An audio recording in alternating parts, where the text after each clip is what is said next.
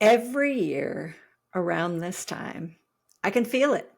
That subtle shift in energy that starts right after Halloween.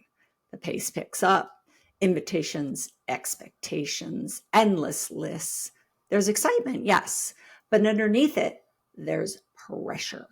The holidays are supposed to be the season of peace, connection, and joy. But for so many of us, it becomes a season of performance. I've noticed it in myself. I start planning menus, decorating, trying to make everything just right. And at some point, I realize I've moved from feeling the holidays to managing them.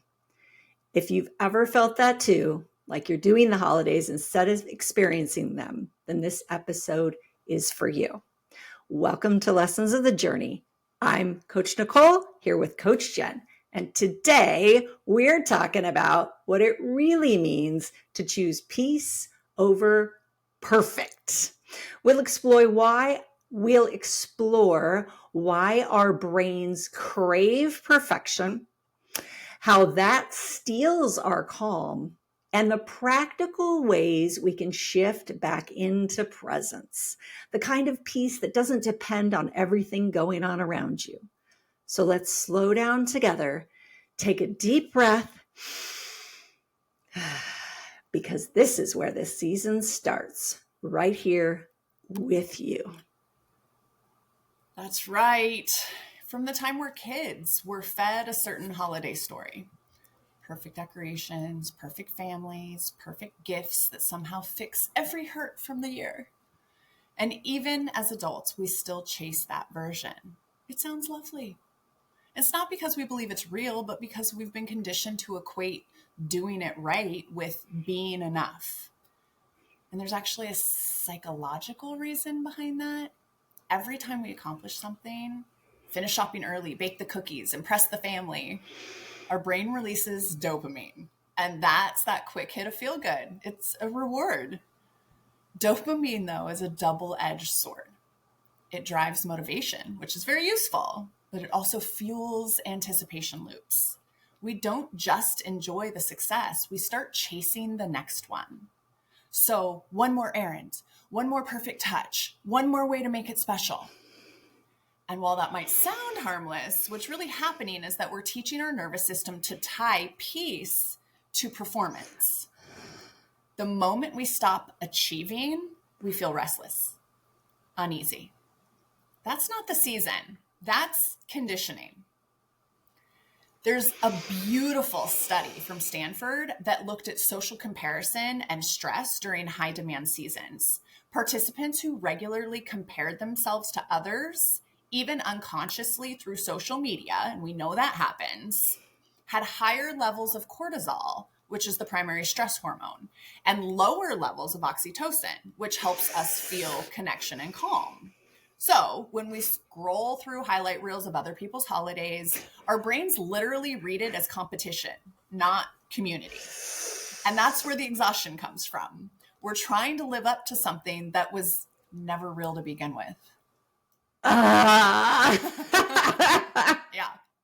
I don't like this. Not me. I don't do that. The endless scrolling, the look, that's pretty. I'm not doing it like that. If I do it all. Yeah. I know you do it too. We all do it. I don't like this conversation. I'm like, wait, don't stop talking about me. Shoot, does this mean I have to delete those Pinterest boards of all the beautiful charcuterie boards that No. Use the tools, Nicole. I know, but I'm like, oh, okay. So let's talk a little bit about the science of stillness. We want to talk about what's actually happening in the body when we do let go, when we shift from that performance into presence. Oh, that even just sounds so wonderful. So when we're stuck in that doing mode, the amygdala, which is the part of the brain that triggers that stress response, becomes overactive. It keeps the body in a state of that mild alert. Your heart rate increases, your breathing shortens, you're running on adrenaline even when you're smiling. We don't know what that's like. Not at all. Not at all. The opposite of that state is parasympathetic activation, what we call the rest and digest mode. That's when the body feels safe enough to soften, to notice, to enjoy. And here's the good news. It doesn't take a silent retreat to get there. Although I have been debating one. It's on my bucket list. It's on the list. It's on the list. Simple, consistent practices can rewire the nervous system. So a 2019 study in Frontiers in Human Neuroscience found that participants who practiced 10 minutes of mindful awareness, just noticing sensations without judgment, had measurable drops in cortisol within 2 weeks. And those same participants reported more meaningful moments during the holidays, even when their external stressors didn't change. So the science backs what the soul already knows. Peace isn't in the circumstances. It's in how we meet them.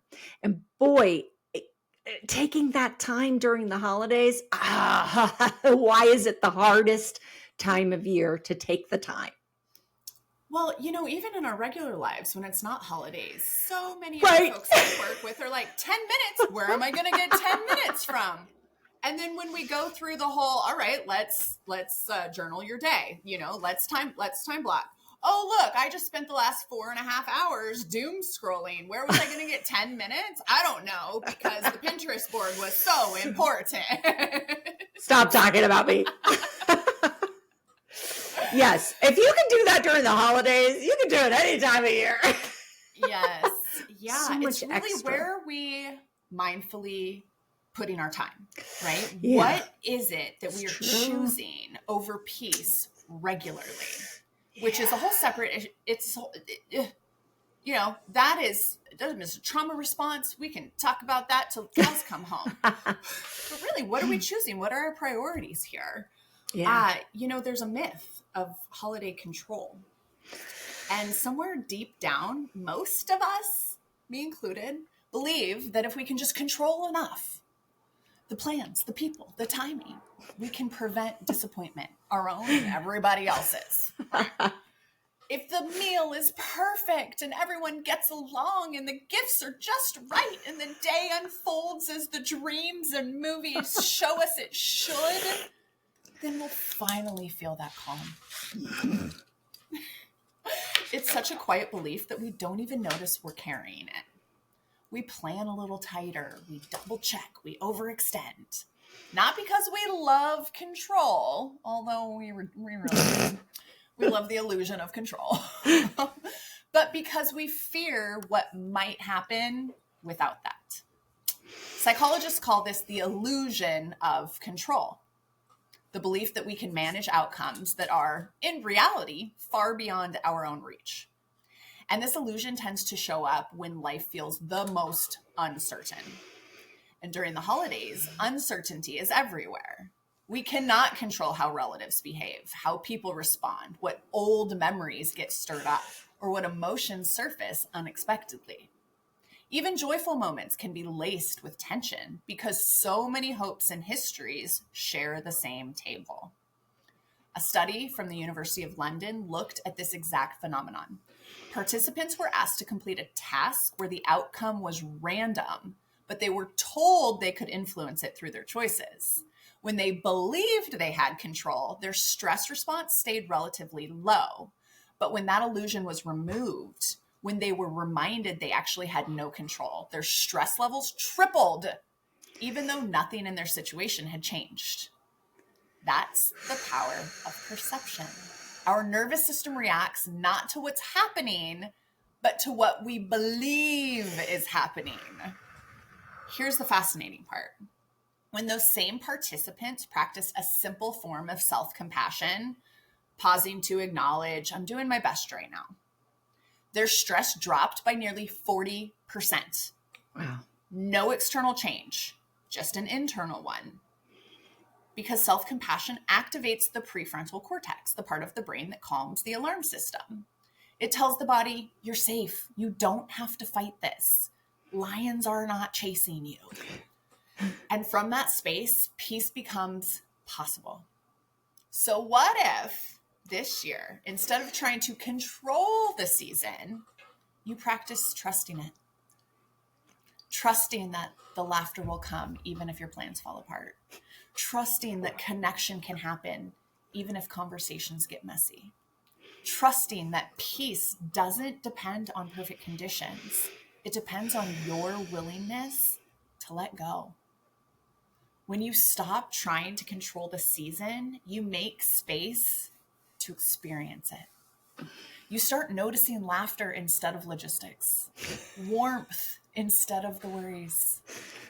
You remember that joy often hides in places we didn't plan for, in the burnt cookies, or in my case, the marshmallows, those offbeat moments, the pauses that you didn't plan.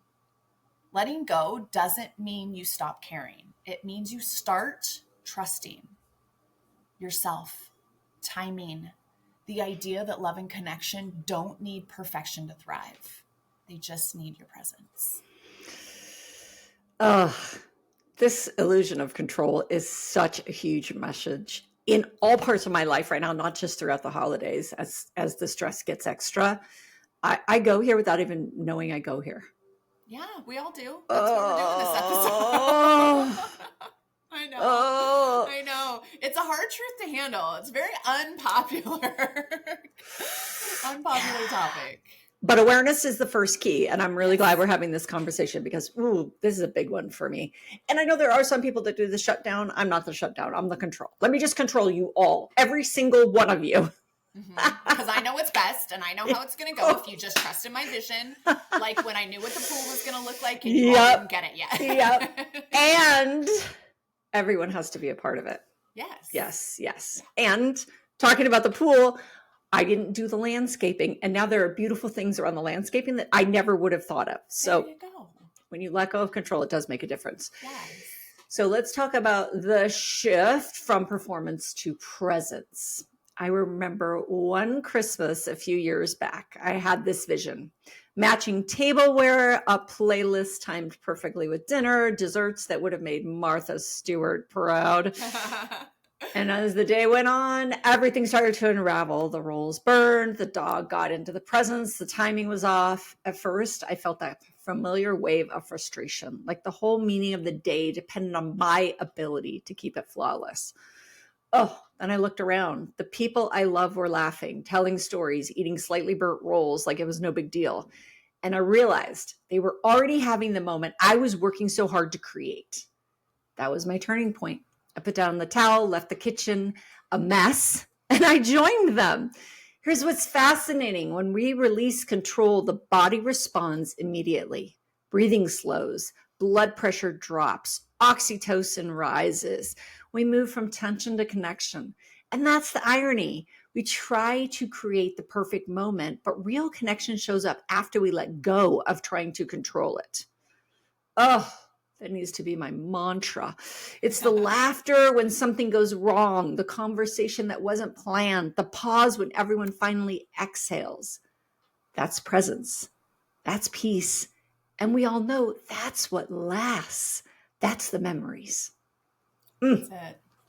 That's the stuff we call back. That's the important stuff.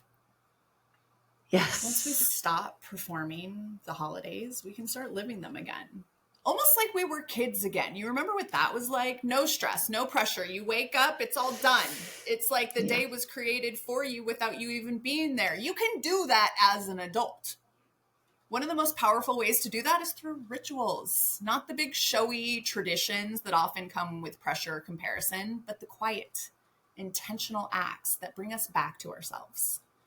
It's not talking about routine, the daily checklist kind of doing. Rituals are different. They're moments infused with meaning. They remind the body to pause and the heart to open. They anchor us in presence when everything else feels like it's moving too fast. Could be little. Maybe it's taking a quiet walk with a cup of coffee before the whole house wakes up. Listening to the sound of your footsteps and your breath in the crisp air. Maybe it's lighting a candle at the end of the day. That could be a signal to your nervous system that it's safe to soften now. Maybe it's writing down one thing you're grateful for before bed. Something small, something real. The beauty of ritual is that it's not about what you do, but about how you do it. You can turn anything into a ritual if you give it attention and intention. Attention and intention.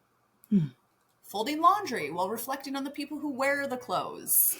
Cooking a meal while noticing the colors, the textures, the scents. Even decorating a tree while remembering the stories behind each ornament. These moments become sacred, not because they're extraordinary, but because they're awake. I can tell you that in my house, where I do not live with my mother, I live with my family. Every year when we're decorating our tree, I talk about my mother, the light Nazi. Because when we would decorate her tree, she would stand back and me and my brother would be up and she'd be like, I need more lights up, right? Or there's a hole right there. That's what we would always get. And Yes. we laugh about that now. Like, my mom's tree is the most gorgeous tree ever. I love spending Christmas with my mother. And I'm here with my Charlie Brown Christmas tree. And I'm laughing about my mom, the light Nazi. These are the things, you guys. Can I tell you, growing up, I hated the light Nazi, right? I was like, oh, you do it then. But I tell you what, this is the good stuff, you know? Research from Harvard Business School found that personal rituals, even simple symbolic ones, reduce anxiety by providing a sense of predictability and control. We're looking for that control. There you go. In one study, participants who performed a brief ritual before a stressful event experienced lower heart rates and reported a stronger sense of meaning and calm. In short, the ritual helps the brain reframe uncertainty as something manageable, even comforting. And that's what this season calls for. Small anchors of calm in an ocean of expectation. When the schedule feels full and emotions feel high, ritual reminds you that the peace isn't something you stumble upon. It's actually something you create. So think of what grounds you. What brings you back to yourself when you've been pulled in too many directions? It might not look like anyone else's practice. And that's the point. Make it yours. Make it simple. Make it sacred in the way that only you can.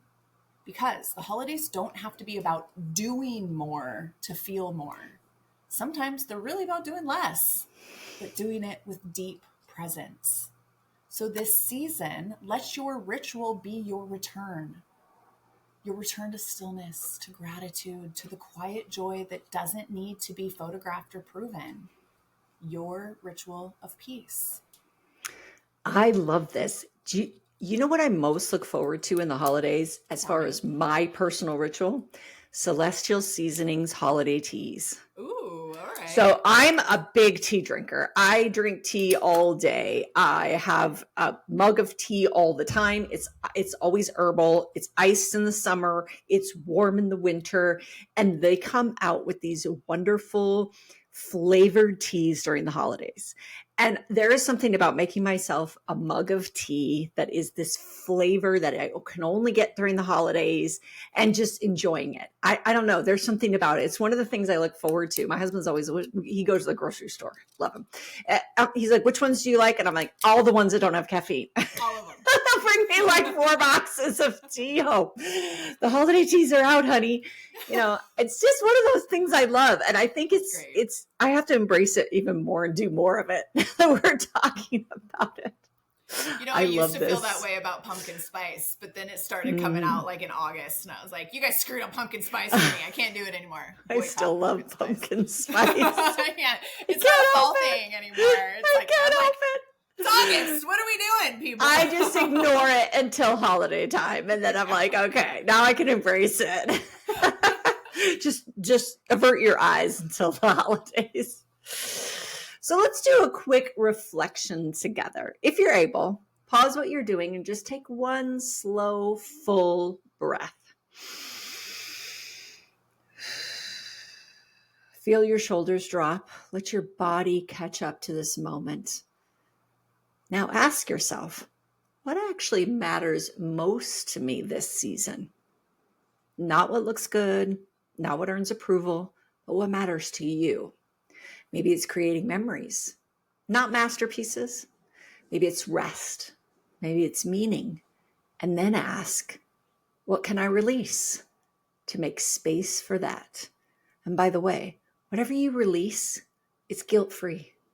You can just let it go. Because peace isn't about doing everything, and it's definitely not about doing it perfectly. It's about aligning what you do with what you value most.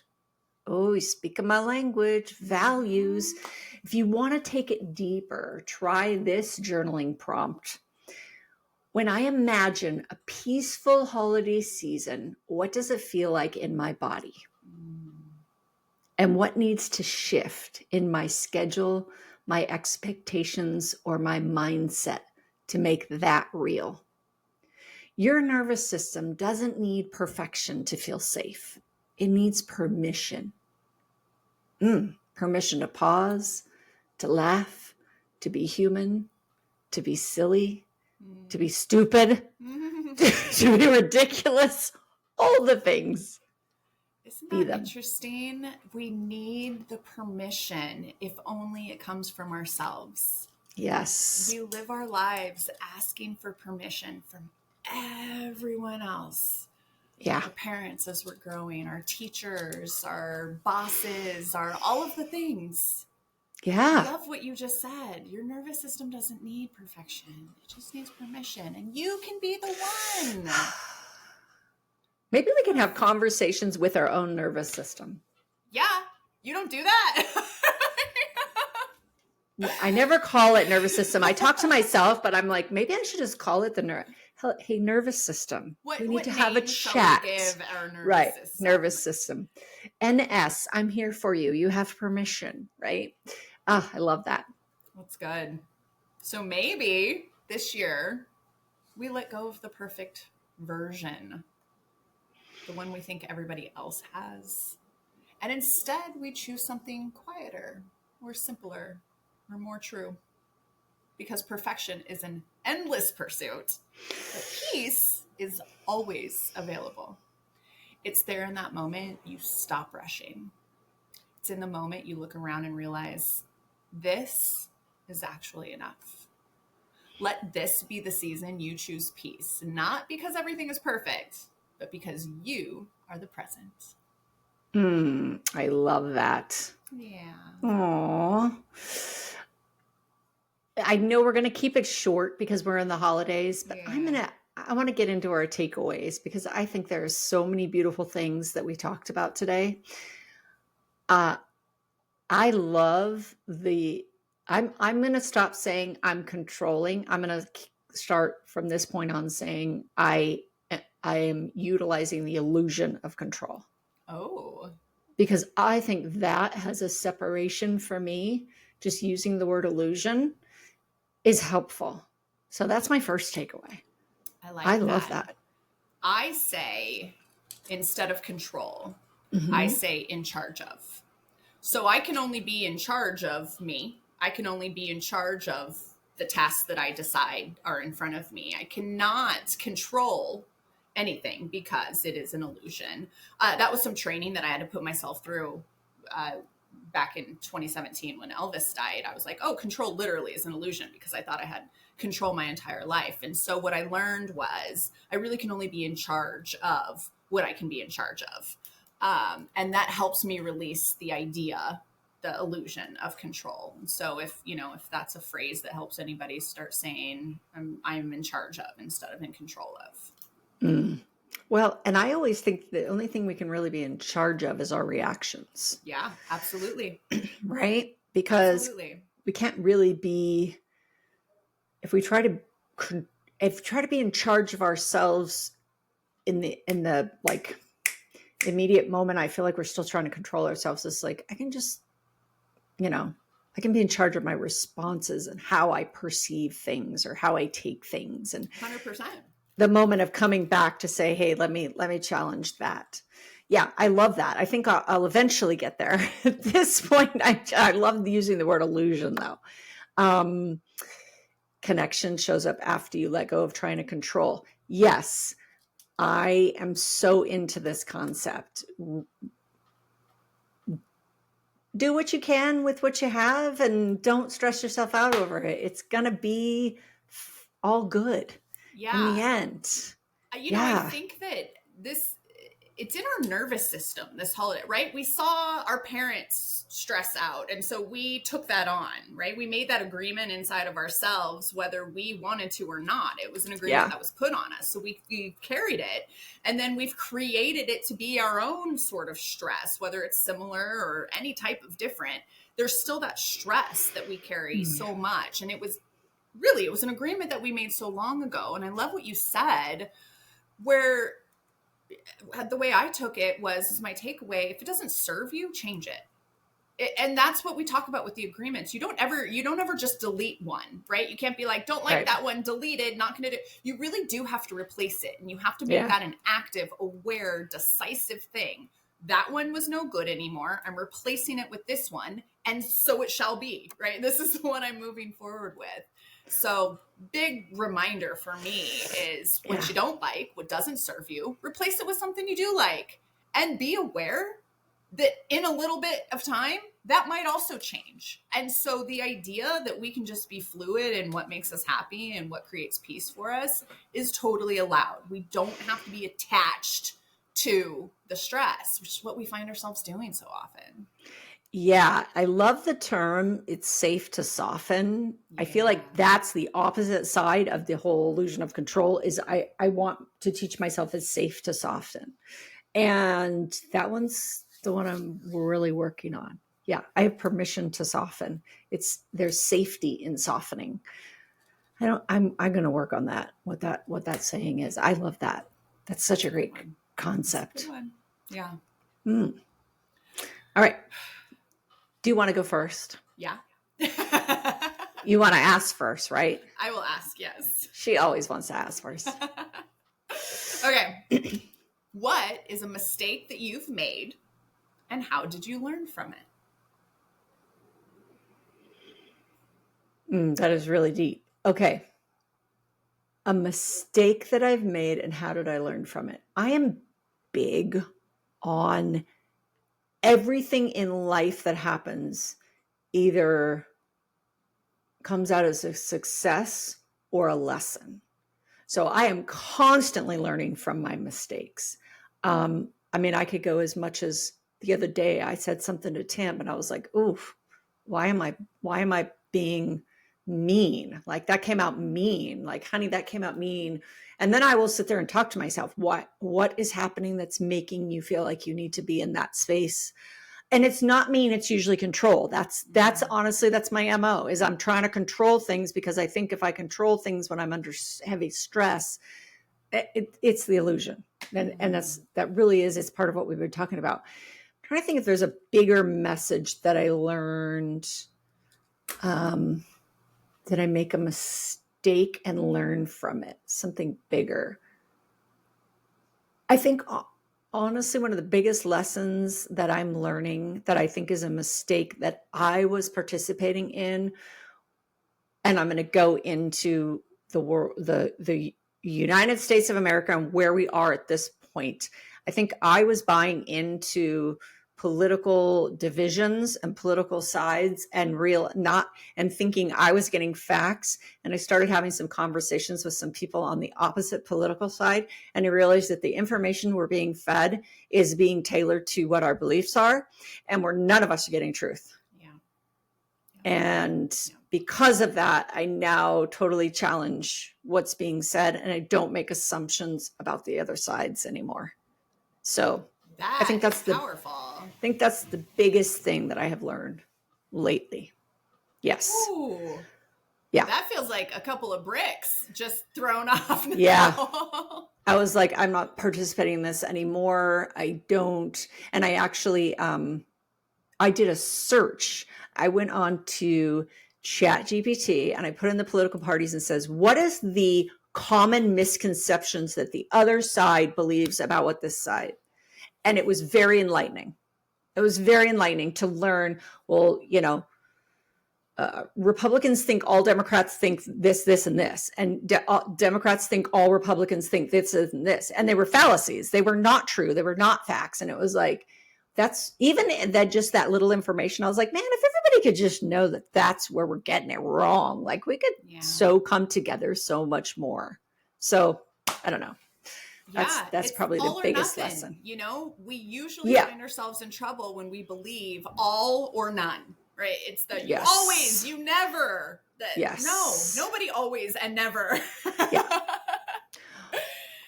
Yeah. That's huge. Yeah. That was a big learning lesson for me, because I felt like I don't have to be part of judging people for their decisions and choices and and it makes me more and I'm very much a fan of Stephen Covey's Seek First to Understand. That's hard to do when you think you're right and somebody else is wrong. So when you start to realize that none of us are really getting the information that is factual all the time, then it makes you a little bit more open to what the other person is coming from and seeking to understand. And also clarity is power. So big thing for me. Yeah. I love That was a that. deep question. Thank you for sharing. Well, we're in the holiday Thanks season. for asking. It's deep time. Oh my gosh. No, I highly disagree. This is funny time. So here's my question for you. Okay. Would you rather be gassy on a first date or your wedding night? Ooh, my wedding night. Oh, I need an explanation there. I don't know. I'm thinking we know each other at this point, I'm marrying you, Paul and I have actually talked about this. It's like, okay, so we are discovering all of the foods that very quickly get us to gassy. And so it's like, if I'm eating broccoli tonight, babe, you can just count me out. Like, it is not happening, all right? And so I was like, could it be the broccoli? I thought it was full of fiber. Obviously, so we're looking up all these different foods that we think versus what actually does it. And I take notes on myself. And so I'm like, it's the broccoli. It is the damn broccoli. And we eat broccoli all the time. My family loves broccoli. And so, that's just an example. But yeah, that's where I'm coming from. First date, you want to give like the best impression, right? Whether you end up like on a second date or not, you really are trying to put your best self forward on a first date. And not that you're not like on your wedding night, but also, you know each other. You've been through a few things. And so, I don't think that would stop anything in my house, but it's just, that's what I'm going for. And, like the worst thing, I think I would be so embarrassed on like a first date, like if one slipped out or like stunk or something, you're like, never seeing that one again. Oh my gosh. Speaking of, let me tell you a fun first date story. It has nothing to do with gas, but it does have to do with smell. Okay. So Coach Jen, first date story. This was back when I lived in California and I was like online dating. I went on a date with somebody and it was winter. And we went up to Santa Barbara and I had a wool sweater dress on, the whole typical what everybody wears in California, the boots and the leggings and all the same. You're all the same. So it starts to sprinkle. We're walking around because I think we went to some like film festival in Santa Barbara and it gets a little sprinkly and we're at the end of the day, he drives back to Ventura and I'm like, I had fun, this guy's cute or whatever. And we're sitting in his car talking and I'm like, is he going to try? Nothing. We give like a little hug.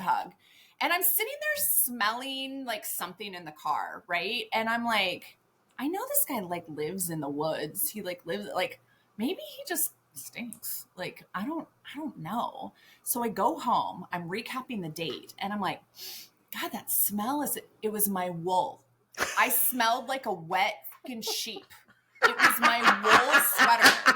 So I'm sitting here thinking this mountain man just is a little mountain stinky. And I get home in my warm, cozy house and I'm like, son of a bitch, that was me. I was the stinky one. He now thinks I'm stinky. And he's like, I'm not kissing like, smelly girl over here. We won't see her again. She got some scent going on. It's not a good one. Oh, I'm with him. I don't like stinky partners either. Oh my gosh. That's a hilarious story. That is very funny. There you go. Oh boy. So thanks for sharing that. No matter if it's coming out of your whatever. Yeah, let's not stink on the first date. Yep. There you go. That's my would you rather. Oh my God. That is hilarious. Yeah. Oh my gosh. Okay. I'll do the last part. Yeah. Okay. Well, next time, we're going to take this idea of presence and peace into this sometimes messy, always meaningful world of relationships. Not like we haven't touched on them before, but let's get into the holiday ones. Even when we've found calm within ourselves, family gatherings, old patterns, and holiday expectations can quickly test it. Woo! We'll explore how to stay grounded in the chaos, honor your boundaries without guilt, and create real connection even when the moments don't go as planned, like you smell stinky wool. For now, take a moment to pause, inhale deeply, and remind yourself you don't have to earn peace. It's already there waiting for you. All you have to do is return to it again and again and let it guide how you show up for yourself and the people you love. May this season be one of presence, quiet joy, and the gentle knowing that enough is already within you. Happy holidays. Right.